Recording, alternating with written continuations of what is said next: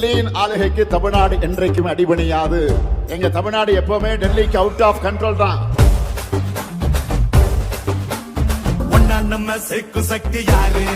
ஒடுக்கும் ஆள ஓட விட்டதாரு? உண்மைக்காக ஒலிக்கும் குரல் யாரு? சமூக நீதி காக்கும் கோட்டை யாரு? 75 ஆண்டா உழைக்க இந்த கட்சி நாம வாழும் மண்ணுக்கு பேரு வச்ச கட்சி. துன்பம் வந்த போதெல்லாம் களத்தில் இறங்க கட்சி. எதிரி நுழை சண்டெல்லாம் அடைச்சி வச்ச கட்சி.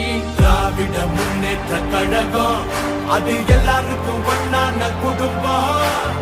திராவிட முன்னேற்ற கழகம் அது